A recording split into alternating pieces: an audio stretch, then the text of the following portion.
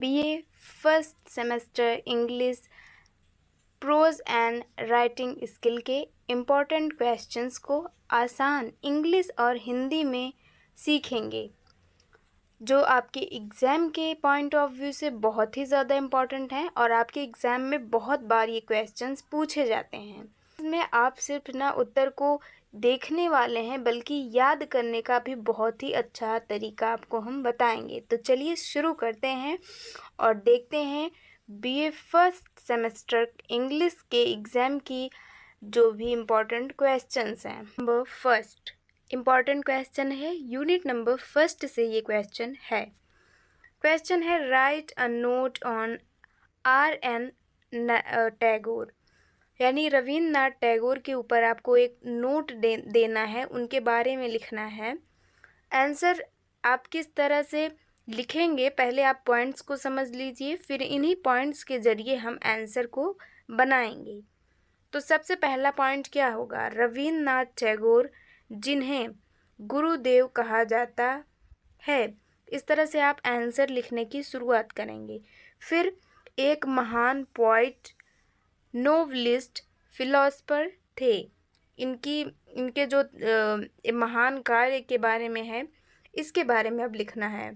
इन्होंने Nobel prize 1913 में अपनी फेमस बुक गीतांजलि के लिए जीता।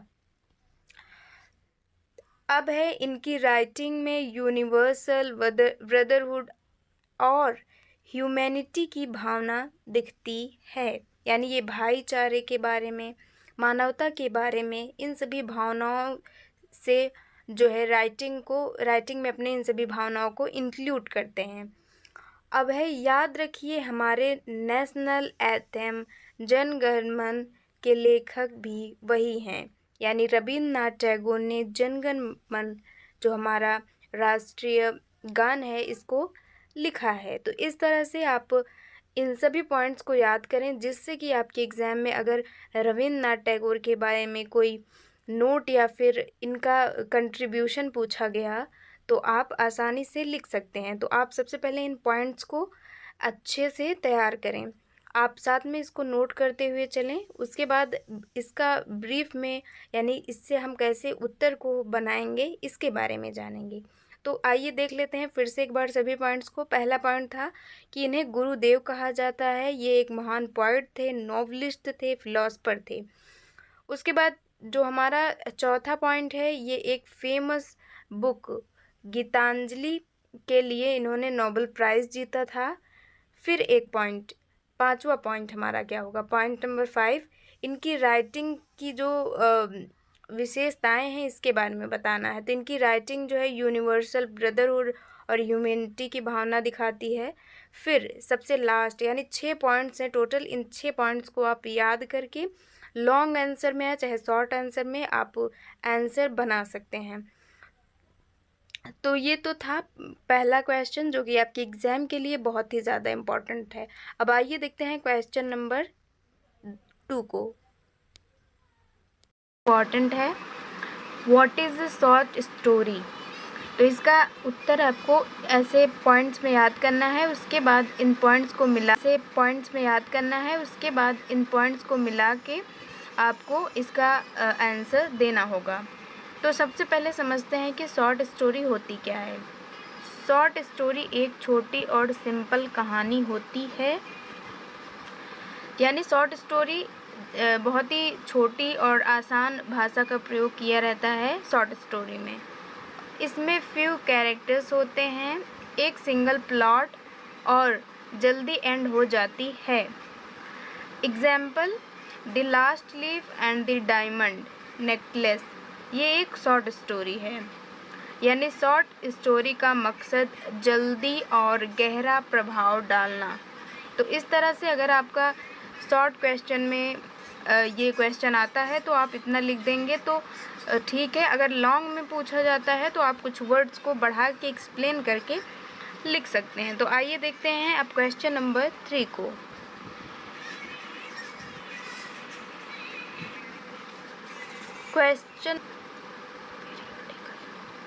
क्वेश्चन नंबर 3 बहुत ही इम्पोर्टेंट है, पेरियोडिकल एसे।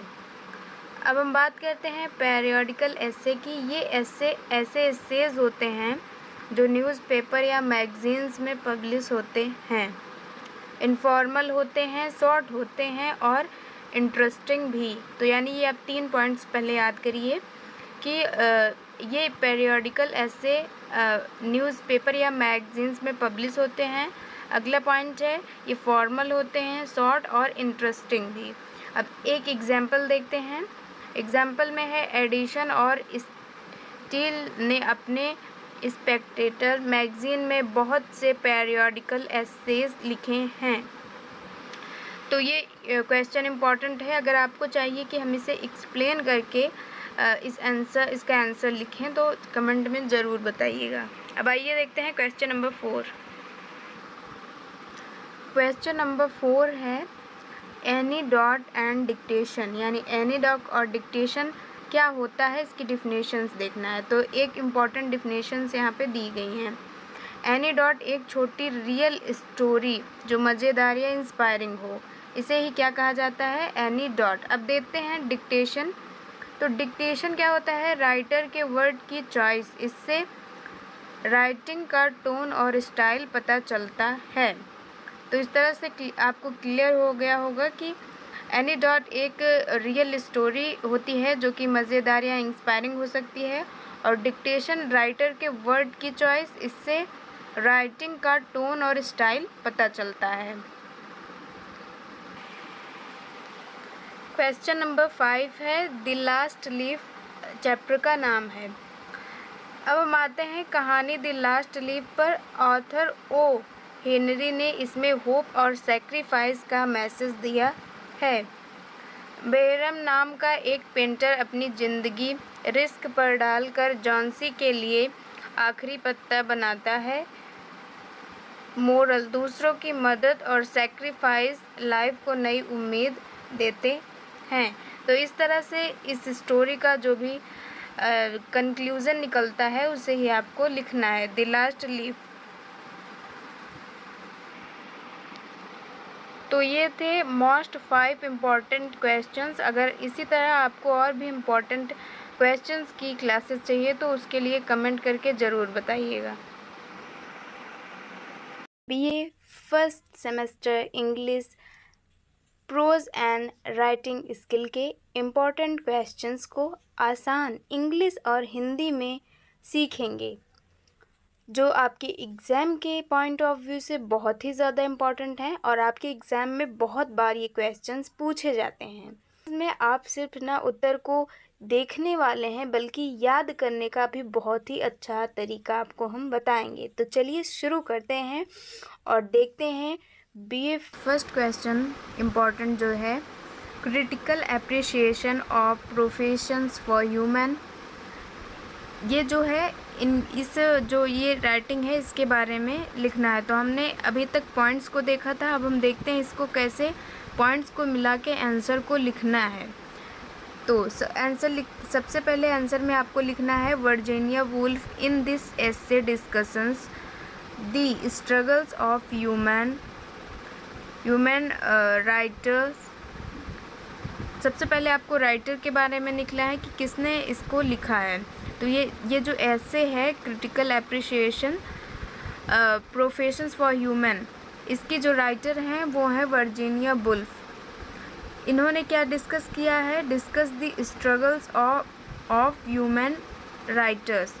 जो वुमेन राइटर्स हैं इनके स्ट्रगल्स के, संघर्ष के बारे में बताया है। She uses the metaphor angel in the house to show restrictions for human. The essay gives a message for human empowerment and equality. Hindi meaning में क्या है, वर्जीनिया वुल्फ ने इस निबंध में महिला लेखिकाओं की कठिनाइयों का वर्णन किया है। ये आपका पहला पॉइंट हो गया। अब दूसरे पॉइंट में है इन्होंने एंजल इन द हाउस का तकनीक इस्तेमाल करके स्त्रियों पर लगे प्रतिबंधों को दिखाया है।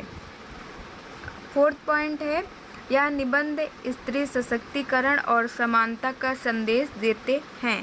तो इस तरह से 4 पॉइंट जो हैं इम्पॉर्टेंट हैं।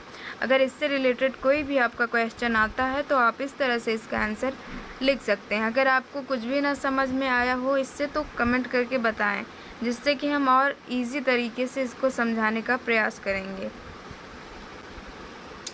अब देखते हैं सेकंड क्वेश्चन जो इम्पोर्टेंट था, इसका आंसर हमें कैसे पॉइंट्स को मिला के लिखना है और इसकी हिंदी मीनिंग को भी।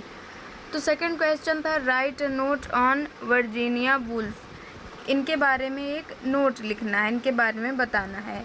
तो Virginia Woolf was a modern novelist and essayist. ये एक जो है इनके बारे में लिखना है। She use the stream of consistence technique. हर फेमस वर्क्स आर, इनकी जो वर्क्स हैं जो इसने एस लिस्ट हैं तो इन्होंने क्या क्या लिखा है। Mister Dalloway, the lighthouse, ओरिएंटो। She was also a feminist thinker. Virginia Woolf आधुनिक उपन्यासकार और निबंधकार थी। इन्होंने स्ट्रीम ऑफ कंसिस्टेंस तकनीक का प्रयोग किया। इनकी प्रसिद्ध रचनाएं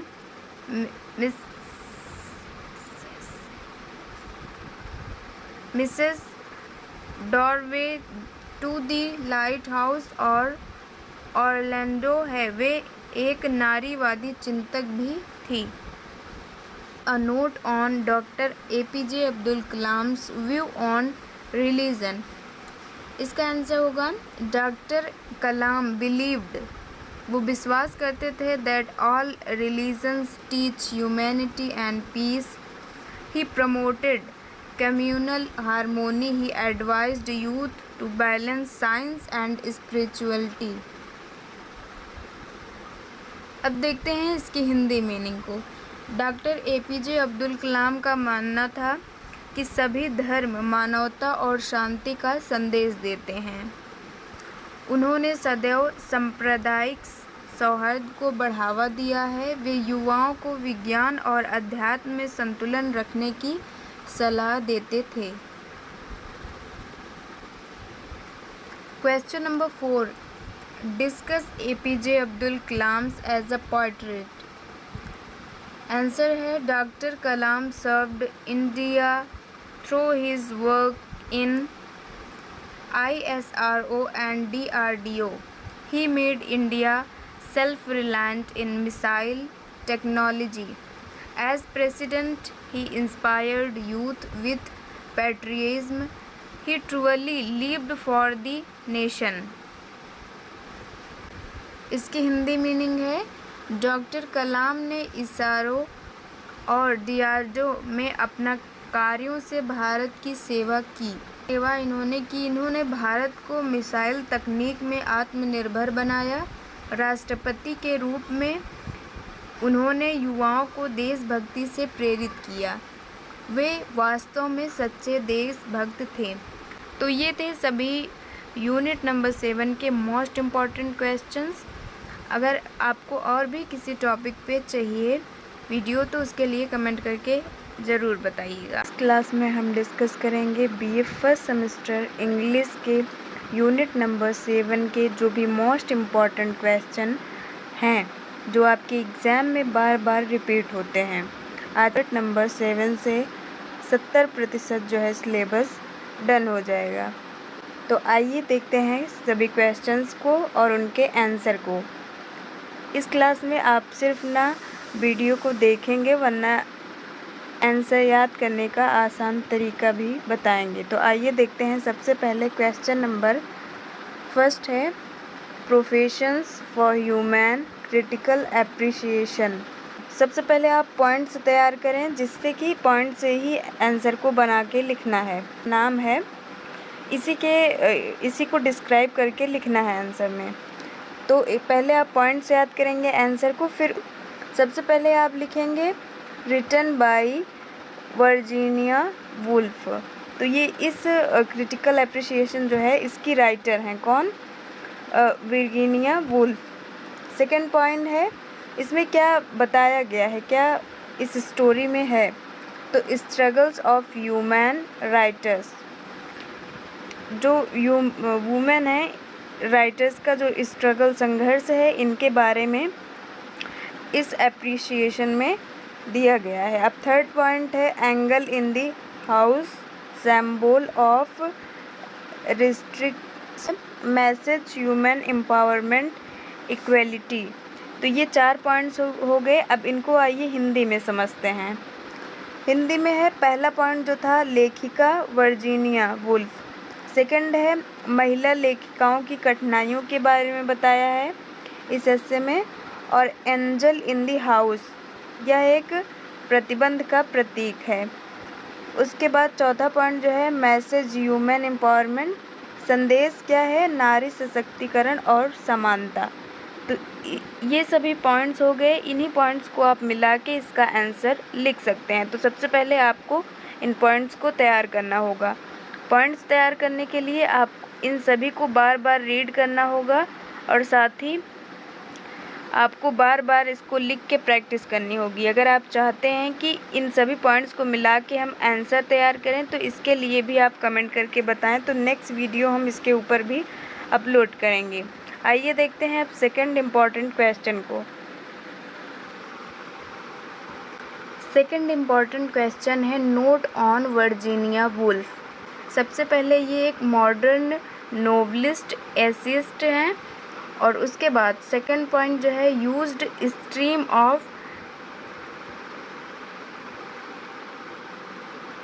कॉन्सिनेंस टेक्निक, सेकंड पॉइंट है। पॉइंट नंबर 4 है work mister Dalloway to the lighthouse लैंडो। Point number 4 feminist thinker. अब आइए हिंदी में देखते हैं इन पॉइंट्स को। ये आधुनिक उपन्यासकार, निबंधकार 1882 और 1941 तक ये रही। दूसरा है स्ट्रीम ऑफ कंसिनेंस तकनीक का प्रयोग। कृतियाँ, इनकी जो कृतियाँ हैं वो हैं Mrs Dalloway, to the lighthouse, Orlando, ये इनकी जो हैं कृतियाँ हैं। ये था second important question. Next class में हम इसी वीडियो का जो है, जो भी हम पॉइंट्स बता रहे हैं, इन पॉइंट्स को मिलाकर कैसे आंसर, पॉइंट्स को मिलाकर कैसे आंसर को लिखना है, इसके बारे में बताएंगे। Question number 3 Abdul Kalam's views on religions. Points है इसके all religion equal humanity and peace. Second है प्रमोटेड कम्युनल हारमोनी। थर्ड है बैलेंस स्पिरिचुअलिटी। फोर्थ है इंस्पायर्ड यूथ। अब आइए देखते हैं हिंदी में इसकी मीनिंग।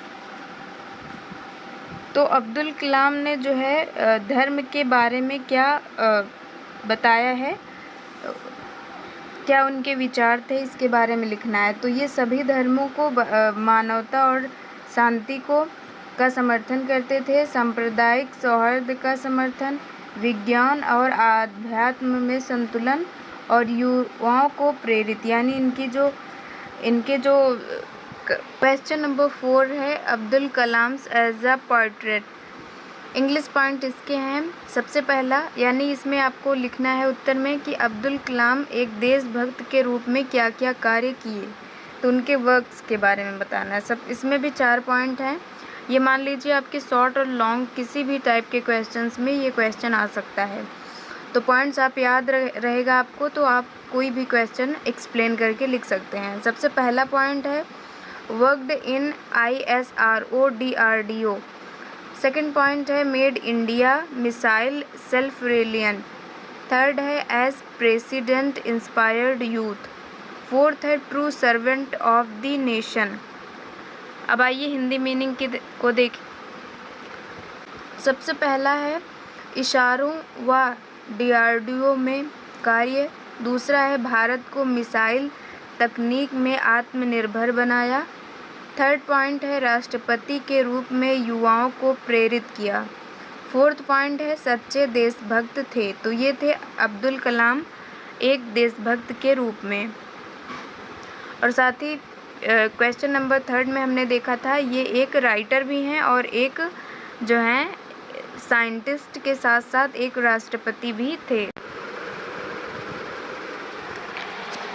अब देखते हैं यूनिट नंबर 6 के जो भी इम्पोर्टेंट हमने क्वेश्चंस बताए उन सभी क्वेश्चंस के इम्पोर्टेंट पॉइंट्स, जिससे कि आप एक शॉर्ट नोट अगर तैयार किए रहेंगे तो एग्ज़ाम के टाइम आपको रिवीजन करने में बहुत ही आसानी होगी। तो आइए एक बार फिर से इन पॉइंट्स को रिवाइज कर लेते हैं। सबसे पहला क्वेश्चन जैसा कि था, जोसेफ एडिशन एज अ एस्लिस्ट, इसके बारे में हमें एस्लिस्ट हैं कैसे इसके बारे में बताना है और इनकी ऐसे जो है इसकी कुछ विशेषताओं के बारे में बताना है। तो सबसे पहला पॉइंट जो था, wrote in Spectator and the Tatler, यानी इन्होंने स्पेक्टेटर और द टाइटलर में निबंध लिखे। दूसरा पॉइंट है style simple clear and moral, जिसकी शैली जो है सरल स्पष्ट और नैतिक है। और टॉपिक्स, किन किन टॉपिक्स पे इन्होंने निबंध लिखे, सोसाइटी, मैनर्स, रिलीजन, इन्होंने समाज, आचरण और धर्म के बारे में निबंध लिखे। सबसे लास्ट पॉइंट है point number 4, famous as a model essayist of 18th century, 18वीं शताब्दी का आदर्श निबंधकार जोसेफ एडिशन को माना जाता है। तो इस तरह से सबसे पहले क्वेश्चन का ये 4 पॉइंट्स हैं, इसे आप ज़रूर से शॉर्ट नोट में ऐड कर लीजिएगा। है इम्पोर्टेंस ऑफ कंट्री संडे, जो कि जिसमें सर रॉजर एटचर्च, ये एक ऐसे है इसके बारे में है। तो इसके पॉइंट्स को देखते हैं इंग्लिश के। सबसे पहला पॉइंट है sir Roger goes to church with villagers, sir Roger जो हैं वो गांव वालों के साथ चर्च जाते थे, इस एस्से में, इसी के बारे में इस एस्से में था। और सेकंड पॉइंट है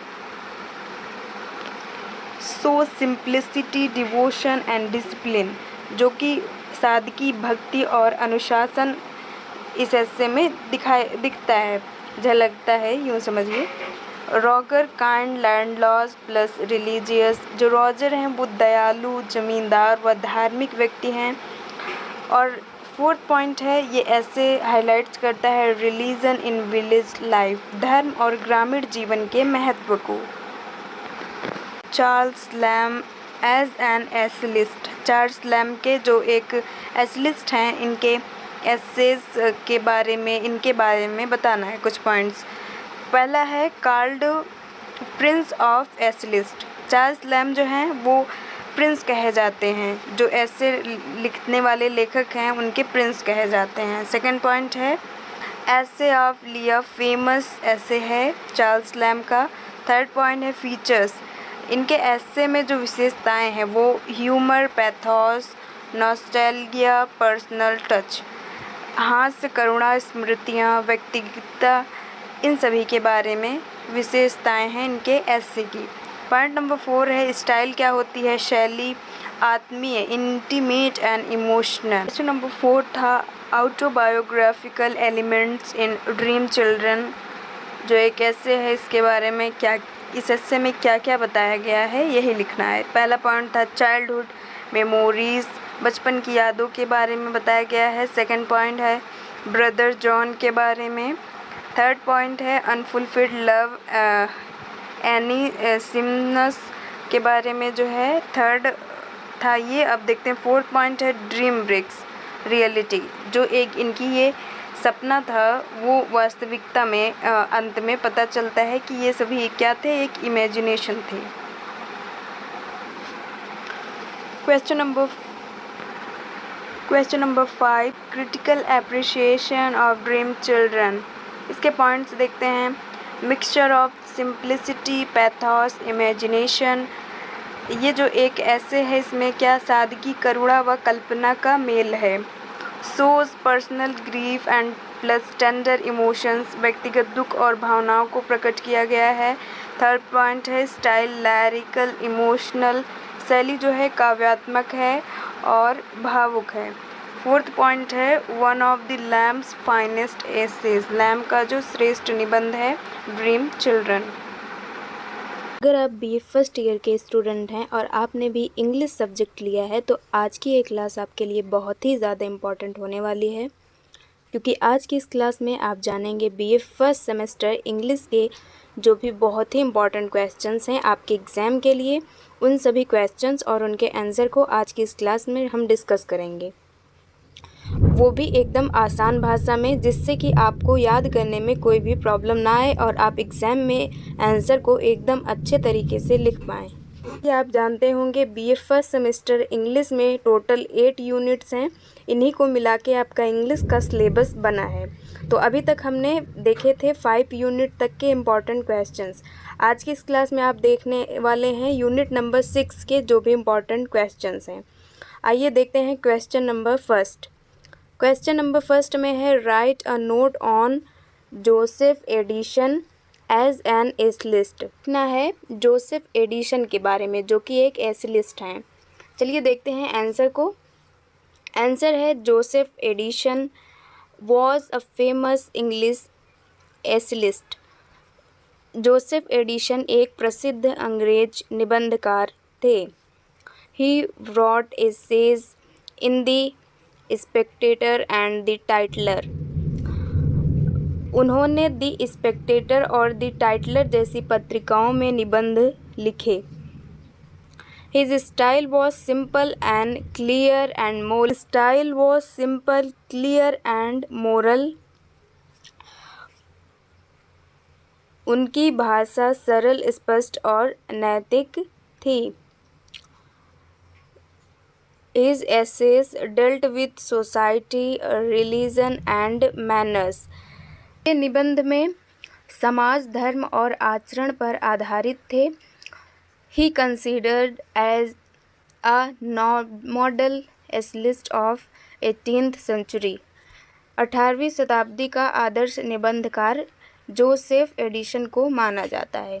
तो इस तरह से आप जोसेफ एडिशन के बारे में ये पॉइंट्स को तैयार करें, जिससे कि आपके लॉन्ग या शॉर्ट किसी से भी क्वेश्चन पूछा जा सकता है। Was famous essayist. दूसरा पॉइंट है he wrote essays in the Spectator and the Tatler. Third point है हिज स्टाइल। ऐसे लिखने की स्टाइल जो भी है वो किस पर आधारित थी? Simple, clear and moral. वो जो ऐसे लिखते थे वह स्पष्ट होता था और सरल और नैतिक था। हिज एसेस, उनके जो निबंध थे वो सोसाइटी पर, रिलीजन और मैनर्स पर आधारित थे, यानी धर्म, आचरण और समाज पर आधारित थे। और सबसे लास्ट पॉइंट जो होगा वो एक मॉडल एसेलिस्ट थे 18th सेंचुरी के। तो इस तरह से ये 5 पॉइंट हैं जोसेफ एडिशन के ऊपर, इन्हें आप अच्छे से तैयार करें। अब देखते हैं यूनिट नंबर 6 का सेकंड इम्पॉर्टेंट क्वेश्चन। क्वेश्चन है what is the importance of country Sunday, the importance a country Sunday in essay. ये एक एसे है जिसमें सर रॉजर एडचर्च जो हैं। आंसर है in this essay sir Roger attends church with villagers. इस निबंध में सर रॉजर जो हैं गांव के लोगों के साथ चर्च जाते हैं। He shows ruler sympathy, discipline and devotion. यह ग्रामीण जीवन की सादगी, अनुशासन और भक्ति को दिखाता है। Sir Roger appears as a kind landlord, religion man. Sir Roger जो हैं एक अच्छे जमींदार, धार्मिक व्यक्ति के रूप में सामने आते हैं। The essay highlight the importance of religion and village life. यह निबंध जो है धर्म और ग्रामीण जीवन के महत्व को दर्शाता है। तो इस तरह से इस आंसर के 5 इम्पॉर्टेंट पॉइंट्स हो गए। सबसे पहला है sir Roger attends church with villagers. Sir Roger जो थे वो गांव के लोगों के साथ चर्च जाते थे। Second point she shows ruler simplicity, discipline and devotion. Ruler गांव की जो सादगी भरा जीवन होता है, डिसिप्लिन, अनुशासन एंड डिवोशन को यह दिखाता है। Sir Roger appearance as a kind landlord. Sir Roger जो हैं वो दिखाई देते हैं इस निबंध में as a landlord religion man, जो कि एक अच्छे ज़मींदार और धार्मिक व्यक्ति हैं। The essay highlight the importance of religion and village life. ये एसे जो है मुख्य रूप से क्या दर्शाता है? ग्रामीण जो जीवन के महत्व को और धर्म को। धर्म क्या है? जो ये लोग चर्च जाते हैं। इंपॉर्टेंट क्वेश्चंस हैं ये, ध्यान से देखिए और इन पॉइंट्स को नोट डाउन करते हुए चलिए। क्वेश्चन नंबर 3 है, write a note on Charles Lamb as an essayist, discuss Lamb as prince among the English essayist. इसका मतलब हुआ कि चार्ल्स लैम्ब जो हैं इनके बारे में एक नोट लिखना है कि ये निबंधकारों के राजकुमार क्यों कहे जाते हैं। आइए देखते हैं इसके आंसर को। Charles Lamb is called prince of English essayist. Charles Lamb को अंग्रेजी निबंधकारों का राजकुमार कहा जाता है। His essays are full of humour. इनके एसे जो होते हैं वो ह्यूमर यानी हास्य, हंसने वाले, पैथोस करुणा भरे, and nostalgia and personal experience, स्मृतियाँ, पर्सनल एक्सपीरियंस और व्यक्तिगत अनुभव, इसके बारे में इनके ऐसे में निबंधों में है। Essays of Elia is his most famous work. Essay of Elia इनकी प्रसिद्ध रचना है। उनकी his style is intimate and emotional. उसकी शैली आत्मीय और भावनात्मक है। तो इसलिए ये क्या कहे जाते हैं? निबंधकारों के राजकुमार। कौन? Charles lamb. ये था question number 3। Question number 4, right a note on autobiographical element in essay. Dream children जो कि एक एसे है, इसके बारे में नोट लिखना है, इसके एलिमेंट के बारे में। तो चलिए देखते हैं आंसर को। Dream children is an autobiographical essay. Dream children एक आत्मकथा है, आत्मकथा निबंध है। Lamb recall his childhood. जो लैम्ब ने अपने बचपन, his brother John and his unfulfilled love for Annie Sims के बारे में इस निबंध में लिखा है। इनकी जो बचपन की यादें हैं इसके बारे में। The essay end with a dream breaking into reality. यह निबंध जो है कैसे समाप्त होता है? निबंध के अंत में इनका सपना टूट जाता है और वास्तविकता सामने आ जाती है। तो ये क्या एक इमेजिनेशन है इस एसे में? किसके बारे में?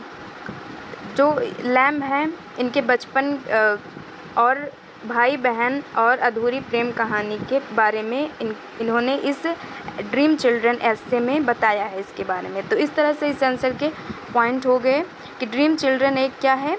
ऑटोबायोग्राफिकल यानी आत्मकथा, जिसमें इन्होंने अपने बारे में लिखा है, इनकी बचपन की यादों के बारे में, अपने भाई बहन और अनफुलफिल्ड लव स्टोरी। और दी एसे एंड, जो एसे का एंड होता है वह end with a dream breaking into reality, यानी एक इनकी इमेजिनेशन होती है जो ऐसे में लिखते हैं इसके बारे में।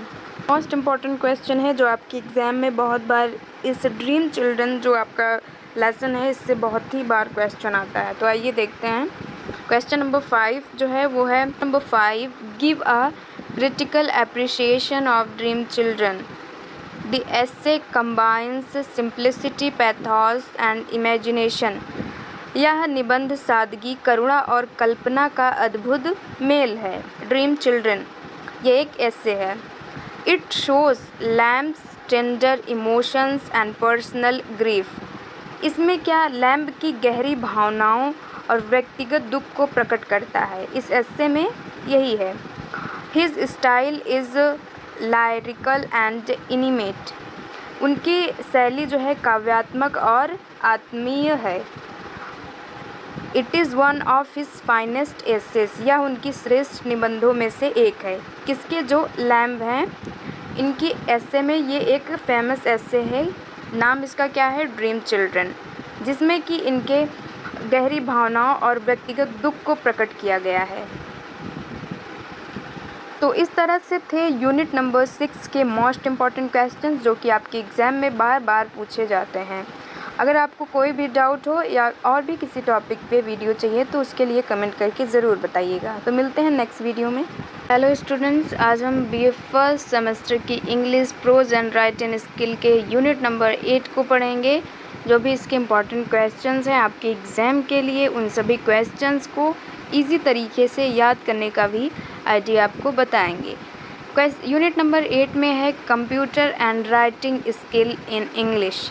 हम सीखेंगे प्रेजेंटेशन और इंग्लिश राइटिंग, रिज्यूमे और ऑनलाइन राइटिंग। चलिए शुरू करते हैं। जैसा कि सबसे पहला क्वेश्चन या समझिए या नोट्स समझिए इम्पॉर्टेंट, जिसको हम हिंदी और इंग्लिश दोनों में डिस्कस करेंगे, जिससे आपको आसानी से याद हो और आप एग्ज़ाम में लिख पाएँ। इन सभी को आप नोट डाउन करते हुए चलें। अगर कोई डाउट हो तो उसके लिए कमेंट में ज़रूर बताएं। चलिए देखते हैं। सबसे पहला पॉइंट, पावर पॉइंट प्रेजेंटेशन के बारे में आपको डिफिनीशन आ जाए या इससे बहुत ही क्वेश्चंस बनते हैं, तो आपको समझ लेना है जिससे कि आप इसका आंसर लिख पाएँ।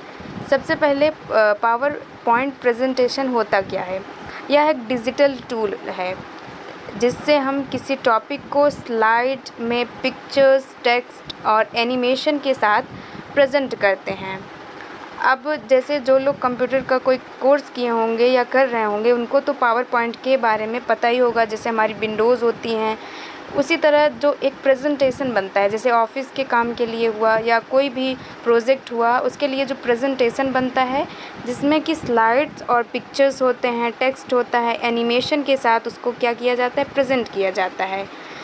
तो एग्ज़ाम्पल क्लास प्रेजेंटेशन या सेमिनार में, जैसे कि ये एक यहाँ पे एक छोटी सी आपको पिक्चर दिख रही होगी, इस तरह से जो है प्रेजेंटेशन को पावर पॉइंट में तैयार किया जाता है।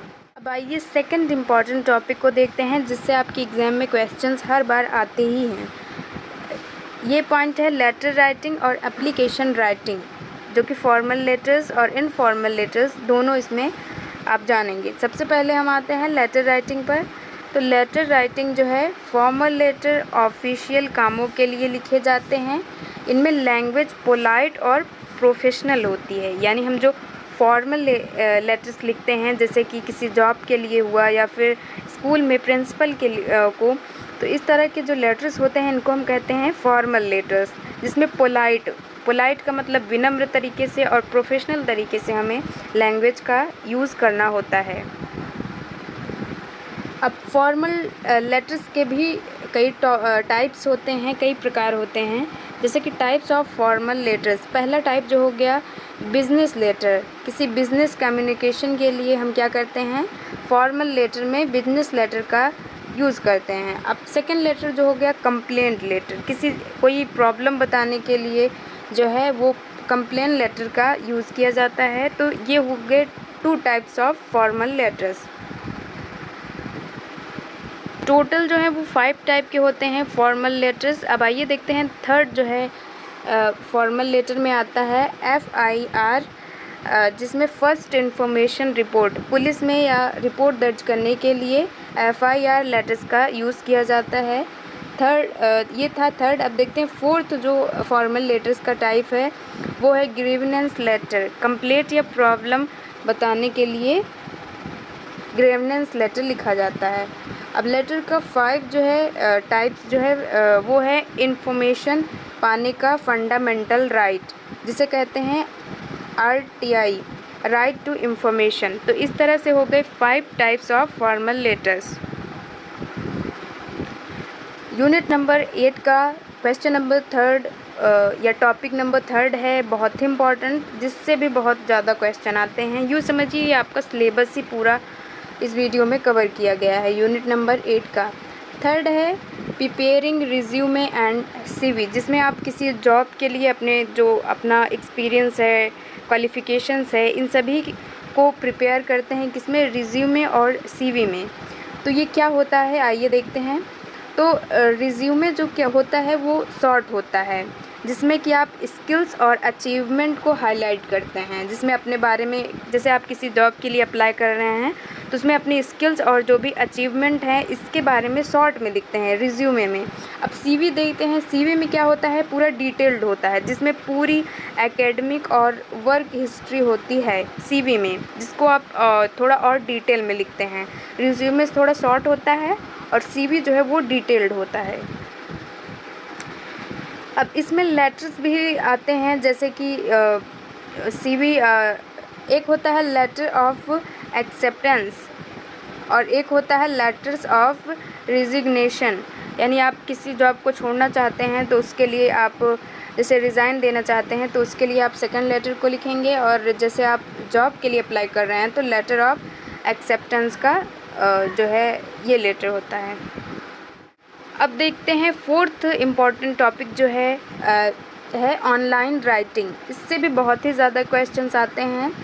आज के समय में सबसे इम्पॉर्टेंट जो है ऑनलाइन राइटिंग, इसमें क्या शामिल होता है, जैसे कि आप भी जानते होंगे, किसी वेबसाइट वगैरह पर देखे होंगे ब्लॉगिंग अपने, जिसमें ब्लॉगिंग क्या होता है, सबसे पहले आता है ऑनलाइन राइटिंग में ब्लॉगिंग, जिसमें अपने आइडियाज़ को शेयर करना होता है, जिसमें हम लिख कर अपने किसी आइडियाज़ को शेयर करते हैं। जैसे आपने बहुत सारे ब्लॉगिंग्स देखे होंगे, कोई रेसिपी हो गई, क्यों है कंटेंट राइटिंग, जो वेबसाइट या सोशल मीडिया के लिए लिखना होता है। अब ऑनलाइन राइटिंग का जो थर्ड टाइप्स है वो है ईमेल राइटिंग, जिसमें कि आप फॉर्मल इनफॉर्मल दोनों के तरह के कम्युनिकेशंस करते हैं ईमेल राइटिंग के ज़रिए। तो ये तो थे ऑनलाइन राइटिंग्स। तक हमने यूनिट नंबर 8 के जितने भी इम्पॉर्टेंट टॉपिक्स देखे हैं, अब आइए उन सभी टॉपिक्स का शॉर्ट नोट जो है, यानी पॉइंट्स जो इम्पॉर्टेंट है उन सभी को एक बार फिर से रिवाइज़ कर लेते हैं, और आप इन सभी पॉइंट्स को शॉर्ट नोट्स में ऐड कर लीजिए, जिससे एग्ज़ाम के टाइम आप आसानी से रिवीजन कर पाएँ। आइए देखते हैं। सबसे पहला पॉइंट जो था लेटर राइटिंग। लेटर राइटिंग में हमने सबसे पहले देखा था फॉर्मल लेटर, जिसमें ऑफिशियल काम के लिए एप्लीकेशन या कंप्लेंट जॉब वगैरह के लिए फॉर्मल लेटर्स लिखे जाते हैं। दूसरा जो है वो इनफॉर्मल लेटर हो गया, जिसमें फ्रेंड्स फैमिली को लेटर लिखा जाता है।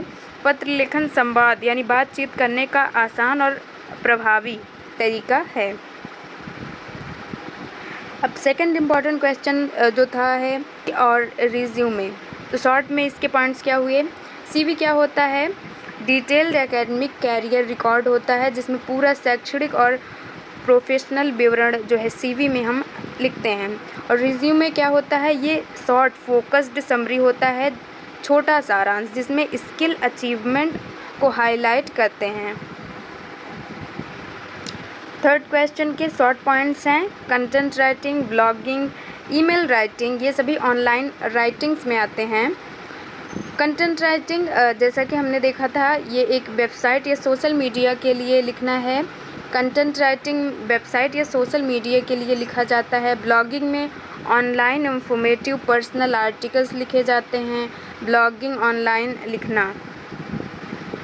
अब ऑनलाइन राइटिंग का जो थर्ड टाइप्स है वो है ईमेल राइटिंग। ईमेल फॉर्मल और इनफॉर्मल मैसेजेस भेजना, ये होता है ईमेल राइटिंग। इस तरह से आपने देखा unit number 8 BA first semester English के सभी इम्पॉर्टेंट टॉपिक्स। ये सभी आपके एग्ज़ाम में 100% पूछे जाते हैं, तो इनको अच्छे से तैयार करें, और भी किसी डाउट के लिए कमेंट करके ज़रूर बताएं। स्टूडेंट्स, आज हम BA फर्स्ट सेमेस्टर इंग्लिश के सबसे इम्पॉर्टेंट क्वेश्चंस और उनके आंसर को डिस्कस करेंगे, जो एग्ज़ाम में बार बार, तो अगर आप ये वीडियो एंड तक देख लेंगे तो 70% पेपर आपके लिए ईजी हो जाएगा। क्वेश्चन और उनके आंसर को भी आसान तरीके से याद करने का तरीका भी देखेंगे। तो चलिए शुरू करते हैं इसके इम्पॉर्टेंट क्वेश्चंस को, और साथ ही हम उसको हिंदी में भी उसकी मीनिंग को जानेंगे, जिससे कि आप आसानी से याद कर पाएँ। तो आइए सबसे पहले देखते हैं। क्वेश्चन नंबर फर्स्ट है, give a character sketch of Chandu. Chandu जो है वो एक सिंपल और इमोशनल कैरेक्टर है। He represent the struggles of a common man, जो कि एक साधारण आदमी जो है उसकी कठिनाइयों को दर्शाता है। तो चंदू एक साधारण और भावुक पात्र है जो आम आदमी की कठिनाइयों को दर्शाता है। क्वेश्चन है, ये आपके शॉर्ट क्वेश्चंस में बहुत ही ज़्यादा क्वेश्चंस आते हैं। वो है राइट अ नोट ऑन मुल्क राज आनंद। ये एक राइटर हैं, इनके बारे में लिखना है।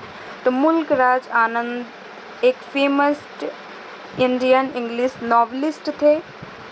मुल्क राज आनंद एक प्रसिद्ध भारतीय अंग्रेजी लेखक थे। He wrote about poor, laborers and oppressed classes। इन्होंने गरीबों, मजदूरों और दलितों की समस्याओं को अपनी रचनाओं में दिखाया है। तो ये था मुल्क राज आनंद के बारे में एक शॉर्ट नोट। इन्हीं पॉइंट्स को आप तैयार करके लॉन्ग क्वेश्चंस भी बना सकते हैं। तो आप पॉइंट्स तैयार करिए सबसे पहले, फिर आप आंसर को लिखने की प्रैक्टिस करिए। क्वेश्चन है, ये आपके दूसरे यूनिट का क्वेश्चन है, इसलिए यहाँ पे क्वेश्चन नंबर फर्स्ट दिया गया है। Draw a character sketch of Nambi. Nambi भी एक आप लेसन के आपके एक कैरेक्टर है। नम्बी एक ओल्ड स्टोरी टेलर है। He is full of wisdom and imaginations. Nambi एक बूढ़ा कथावाचक है जो ज्ञान और कल्पना से भरा हुआ है। विजडम यानी ज्ञान और इमेजिनेशन यानी कल्पनाओं से भरा हुआ नम्बी जो है एक कैरेक्टर है। अब विलेज है, जैसे ट्रेडिशनल इंडियन विलेज आप याद करते हैं तो आप एग्ज़ाम में ऐसे पॉइंट्स बना के लिख सकते हैं कि the village Samuel is a traditional Indian village. It shows simple life culture of villages. जो सोमल है एक पारंपरिक भारतीय गांव है जहां लोगों का जीवन सादा और संस्कृति देशी है। जो कि सोमल जो एक गांव है, इसके लोगों का सादा जीवन जो है और संस्कृति को दिखाता है। ये एक स्टोरी है। अब देखते हैं question number third. Write a note on R K Narayan. ये भी एक इंडियन राइटर हैं। आर के नारायण एक well known Indian English writer हैं। जैसे कि हमने कहा पॉइंट्स को याद रखिए, फिर हम इसका इंग्लिश में आंसर बनाएंगे। जैसे कि आप ऐसे बना सकते हैं, जैसे आप ये पॉइंट याद कर लिए, नोन इंडियन इंग्लिश राइटर। तो आप ऐसे लिख सकते हैं कि are K Narayan was a well known Indian English writer. Most stories Malgudi town पर बेस्ड हैं। इनकी बहुत सी स्टोरीज जो हैं वो एक मालगुडी नामक काल्पनिक नगर पर आधारित हैं। आर के नारायण एक प्रसिद्ध भारतीय लेखक हैं जिनकी कहानियाँ ज़्यादातर मालगुडी नामक काल्पनिक नगर पर आधारित है। नेक्स्ट क्वेश्चन को, चूँकि आपका यूनिट अब चेंज हो गया है तो इसलिए यहाँ पे क्वेश्चन नंबर फर्स्ट दिया गया है। क्वेश्चन नंबर फर्स्ट है, discuss the major themes in James at Twinkle. ये एक आपका, तो इस लेसन का थीम जो है वो childhood innocence, competition and harsh reality of life. इस कहानी के मुख्य विषय क्या हैं? बचपन की मासूमियत, प्रतियोगिता और जीवन की सच्चाई के बारे में ये जो लेसन है जेम्स एट ट्विंकल में बताया गया है। इम्पॉर्टेंट क्वेश्चन है, characters case in novel. Novel एक सबसे पहला कैरेक्टर जो है वो रवि है, जो कि इनोसेंट, कम्पिटिटिव और सेंसिटिव है। रवि एक मासूम, प्रतियोगी और भावुक बच्चा है। और दूसरा है रघु, जो स्ट्रॉन्ग, डोमिनेटिंग, कॉन्फिडेंट। रघु एक मजबूत, हावी रहने वाला और आत्मविश्वासी बच्चा है। तो इस तरह से दो कैरेक्टर्स हैं इसके इन नोवेल में। अब आता है यूनिट नंबर 6, जिसमें कि प्रोज से रिलेटेड क्वेश्चंस पूछे जाते हैं। क्वेश्चन नंबर फर्स्ट है, describe Bacon's qualities as an essayist. तो बेकन जो है वो father of English essays. Bacon को अंग्रेजी निबंधों का जनक कहा जाता है। Writing short, crisp, full of wisdom. इनकी जो लेखनी है, राइटिंग्स हैं, उसमें छोटी, गहरी और ज्ञान से भरपूर होती हैं। जो कि ये एसेलिस्ट हैं तो ये बहुत सारे निबंध लिखे हैं। तो इनको निबंधों में जो है निबंध जो है वो छोटे और गहरे प्रभाव वाले और ज्ञान से भरपूर होते हैं। बेकन को अंग्रेजी निबंधों का जनक कहा जाता है। तो ये है यूनिट नंबर 6 प्रोज का क्वेश्चन नंबर फर्स्ट, जो कि बहुत ही इम्पोर्टेंट है। अब आता है question number second, what does Bacon advise in his essay of studies. Bacon का क्या एडवाइस, क्या सलाह है, जो एसे है, स्टडीज़ एसे है, इसमें क्या इनकी सलाह है। तो स्टडीज़ मेक मैन कंप्लीट और रीडिंग बेकन्स माइंड। बेकन कहते हैं कि अध्ययन इंसान को पूर्ण बनाता है, पढ़ाई मन व्यापक होता है, पढ़ाई करने से मन व्यापक होता है और अभ्यास से ज्ञान परिपूर्ण होता है। जो इनका बेकन का एस्से है स्टडीज़, इसमें इन्होंने 3 जो इम्पॉर्टेंट पॉइंट्स हैं आप याद रखिए। पहला है कि अध्ययन से यानी स्टडी करने से इंसान पढ़ाई जो है जो इंसान को पूर्ण बनाती है, कंप्लीट करती है, और पढ़ाई से मन व्यापक होता है और अभ्यास करने से ज्ञान परिपूर्ण होता है। तो ये था इम्पॉर्टेंट क्वेश्चन नंबर 2 जो कि आपके एग्ज़ाम में बहुत बार इससे क्वेश्चन आता है। Bacon's contribution to English essays. Bacon के जो इंग्लिश एसे निबंध है, कंट्रीब्यूशन, इनके योगदान को बताना है। तो पहला है permanent literary form essay, practical, logical, full of life lessons. Bacon ने अंग्रेजी निबंधों को स्थायी साहित्यिक रूप दिया, यानी परमानेंट लिटरेरी फॉर्म। सेकंड है उनके निबंध व्यवहारिक, प्रैक्टिकल होते हैं, तार्किक, लॉजिकल और जीवन के अनुभव से भरपूर होते हैं, फुल ऑफ लाइफ लेसन्स। तो ये था बेकन के कंट्रीब्यूशन इंग्लिश एसेज में। अब हम देखते हैं यूनिट नंबर 7 के इम्पॉर्टेंट क्वेश्चंस। सबसे पहला क्वेश्चन है Tagore as a versatile genius. जो टैगोर हैं बहुमुखी प्रतिभा के धनी हैं, ये कैसे हैं इसके बारे में आपको बताना है, इनकी राइटिंग्स के बारे में, इनके बारे में। तो टैगोर एक poet, novelist, dramatist and painter हैं एंड अ फिलोसफर भी। इस तरह से ये टैगोर कवि, पोइट, उपन्यासकार, नॉवलिस्ट, नाटककार, ड्रामेटिस्ट और पेंटर हैं, एक चित्रकार हैं और फिलोसफर, दार्शनिक, सब कुछ थे रविन्द्रनाथ टैगोर। इसलिए इन्हें क्या कहा जाता है, वर्सटाइल जीनियस कहा जाता है। अब इस लेसन का अगला इम्पॉर्टेंट क्वेश्चन है question number 2, Tagore's voice of Bengal. Bengal की आवाज़। टैगोर ने बंगाल की कल्चर, ट्रेडिशन और इमोशंस को अपनी पोइट्री में दिखाया है, जो कि है बंगाल की आवाज़, इस पोइट्री का नाम है। टैगोर बंगाल की संस्कृति और भावनाओं को असली आवाज़ थे। उनकी रचनाएं बंगाल की आत्मा को दर्शाती हैं। चूँकि रविन्द्रनाथ टैगोर जो हैं वो बंगाल से थे, तो इसलिए इन्होंने वहाँ की जो कल्चर और ट्रेडिशन और इमोशंस को अपनी पोइट्री में दिखाया है। तो इस तरह से होते हैं आपके BA फर्स्ट सेमेस्टर इंग्लिश के यूनिट नंबर 7 तक के सभी मोस्ट इम्पॉर्टेंट क्वेश्चंस, जो कि आपके एग्ज़ाम में बहुत ही ज़्यादा पूछे जाते हैं। तो इन सभी क्वेश्चंस के शॉर्ट नोट्स को आप अपनी कॉपी में ज़रूर नोट डाउन करिएगा और एग्ज़ाम के टाइम इन्हें आप एक बार अच्छे से रिवीजन करके इंग्लिश में बहुत ही अच्छे नंबर पा सकते हैं। तो मिलते हैं नेक्स्ट वीडियो में, जिसमें हम यूनिट नंबर 8 के इम्पॉर्टेंट क्वेश्चंस और उनके आंसर को डिस्कस करेंगे।